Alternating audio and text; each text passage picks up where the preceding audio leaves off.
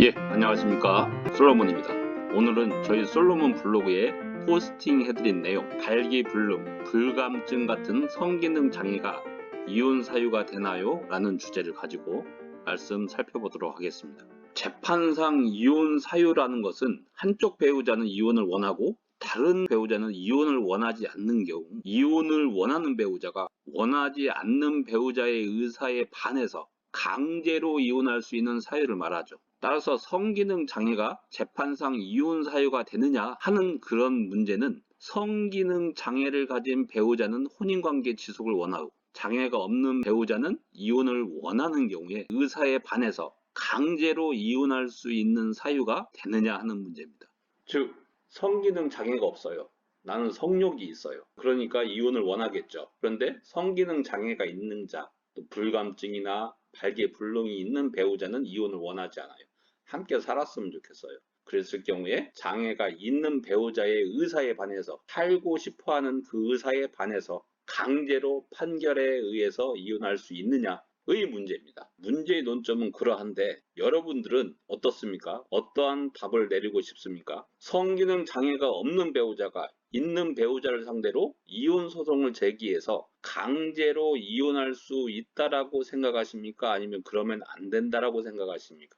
이러한 질문에 봉착했을 때는 주먹구구식으로 답을 내릴 것이 아니고 법리 판례에 따라 법논리적으로 판단을 내려야 하죠. 그래야 진정한 이혼 전문가라고 할 수 있는 것입니다. 요즘 블로그나 유튜브에 보면 이에 대해서 언급하고 있습니다. 그런데 문제의 본질은 꿰뚫어 보지 못하고 피상적이면서도 말도 되지 않는 이야기들을 하고 있어요.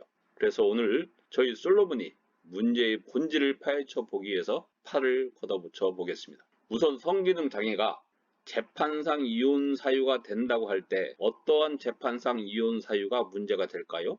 그 문제부터 생각해 보아야 합니다. 이혼을 원하지 않는 배우자의 의사에 반하여 강제로 이혼할 수 있는 이혼 사유에 대해서 민법 제840조에서 규정하고 있는데 그 사유에는 6가지가 있죠. 즉, 첫 번째, 외도했을 때, 두 번째, 악의의 유기, 세 번째, 배우자나 그 직계존속으로부터 내가 부당한 대우를 받았을 때, 네 번째, 자기 직계존속이 배우자로부터 부당한 대우를 받았을 때, 다섯 번째, 배우자가 3년 이상 생사가 불분명한 때, 여섯 번째, 기타 혼인을 계속하기 어려운 중대한 사유가 있었을 때 등이죠.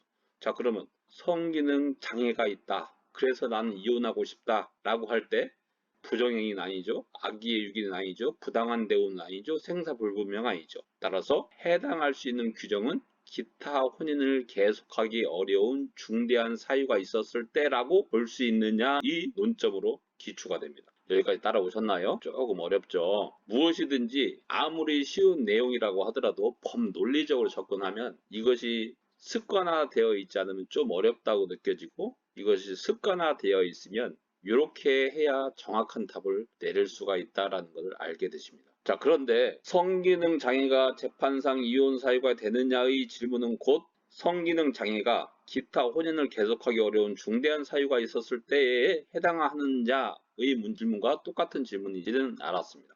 근데 기타 혼인을 계속하기 어려운 중대한 사유가 있었을 때의 의미에 대해서 판례는 무엇이라고 판시하고 있습니까?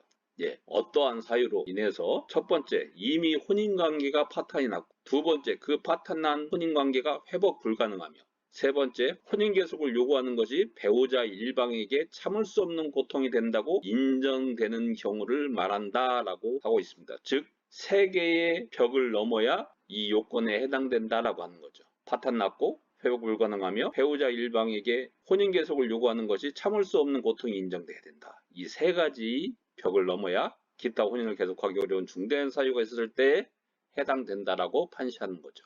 따라서 성기능 장애가 재판상 이혼 사유가 되느냐의 문제는 성기능 장애로 인해서 혼인관계가 파탄났고 회복 불가능하며 혼인 계속을 요구하는 것이 성기능 장애가 없는 배우자에게 참을 수 없는 고통이 되는 경우에 해당하느냐 하는 문제로 봉착하는 것입니다. 결국 성기능 장애가 재판상 이혼 사유가 되느냐 하는 문제는 일괄적으로 답을 내릴 수가 없죠.